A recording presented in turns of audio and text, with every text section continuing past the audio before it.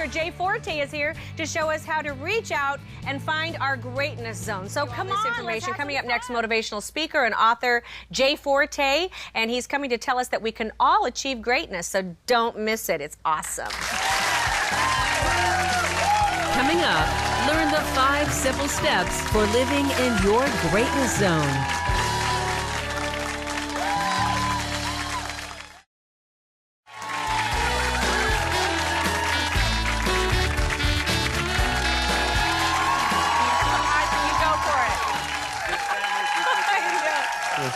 Do you sometimes worry that you hold yourself back in life out of fear of what others might think about you? Well, my next guest believes that living up to your true self means that you first have to know and accept yourself.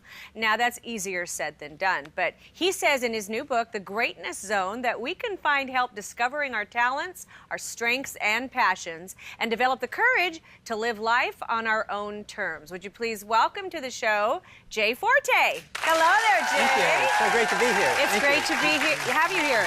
It's great to be in your presence. So what exactly is the Greatness Zone? The Greatness Zone is that place for all of us where we choose to show up and do amazing things. And the hard part about this is that most people don't know what they're good at, what they love, and what matters to them. So they make decisions that really have nothing to do with them. So we frequently make decisions based on the loudest voice that we hear. And the loudest voice rarely has anything to do with who we are. And it's so much more about what the rest of the world is talking about. What they think. Right. So the Greatness Zone is the challenge to say, wait, you're hardwired to be amazing. I don't know if anybody told you that. In fact, we have these bands that we have. I was told I was hardwired to be crazy, but... Oh, you know what? Amazing, crazy, awesome. In fact, this is what we give out to all the programs. I have 2 for you. And they say, born awesome. And the reminder is that each of us are, in fact, born awesome. That we use this information... That even though we know that we're born awesome, that frequently the rest of the world tells us that we're not, because they think their definition of who we are is what we're supposed to be. So how do people get so far off track from what they love to do, I guess? Well, I think it starts pretty early in school, because school says, you know, the grass is green and the sky is blue and the sun is yellow, and that's how it has to be, when each of us are really hardwired to be really far more amazing than that. So when we have these amazing abilities, our talents, our strengths, and our passions, we've been kind of encouraged to hide them, because then you blend. But we weren't born to blend. We were born to stand out. We were born to live out loud. So how do we get great, Jay? Well, I'm glad you asked. Step 1. Step 1. Step 1 is identify what you're great at. In other words, what you're intrinsically good at. What occurs to you, what shows up when you start your day. We're each hardwired. In the course of a day, we make 20,000 3-second decisions. Brain studies have shown us this. So we are making decisions all the time. So if you put yourself in environments that align to the way that you think, you find that you show up and feel real successful. So part of it is looking deep into yourself to say, so what is it that I'm good at? Eating donuts. Eating donuts could be a good one. Cooking. But generally we look for things that are deeper, more about what are your core abilities, what are your core, down to your core personality. Okay. Am I empathetic? Am I entrepreneurial? Am I focused on results? Am I methodical? When we start looking at that, we start to identify the places in our world that need it. And that's really what we're looking for. So the first one is that, identify what you're good at. The second one is knowing that we don't love everything, but we love some things a lot. Donuts. You know, in our family, or for particularly donuts, well, me is pasta. So we're Italian, so it's always about the food. I love helping people. I love charity work. I like dolls and passions and things. You're talking those kinds of things. That's right. That's right. So what we're looking to do is we put these 3 steps out together is we're going to align them, because if you can have all of these together, think of where it will put you. So if you're good at it and you love it, the second thing that we talked about, already we're putting ourselves into places that fit us much better than other places. So it gives you power. That's right. And so it arms you to choose wisely about the things that will come up. Okay. So the third one says, what is it that matters to me? In other words, what's success for me? So I need to pay attention to me. I need to tune all the other voices out and listen to, for me, what is it? When I was in high school, we had to sing in chorus.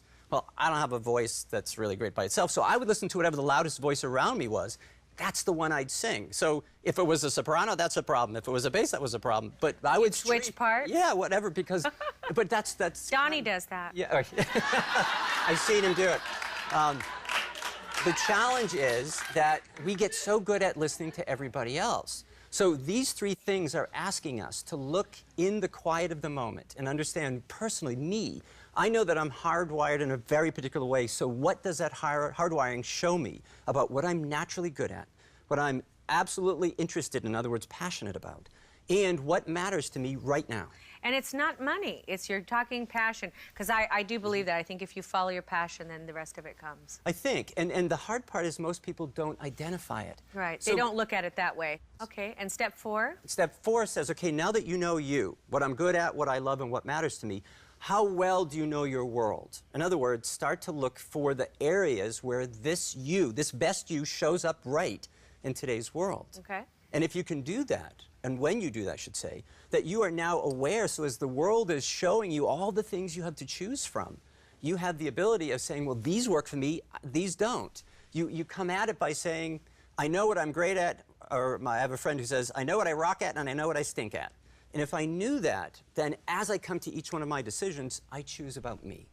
And so when I do that, that brings us to our 5th step that says, when I find my thing, I show up in this epic way. I show up in this really significant way. And when I do, that's where we change everything. So my perspective is the world is built by the people who are here right now. And there's so many people just bluffing their way through because they never took the time to figure themselves out. How do you know if you're being realistic about your your goals or whatever? Like I really want to be an astronaut. I'm never going to be an astronaut.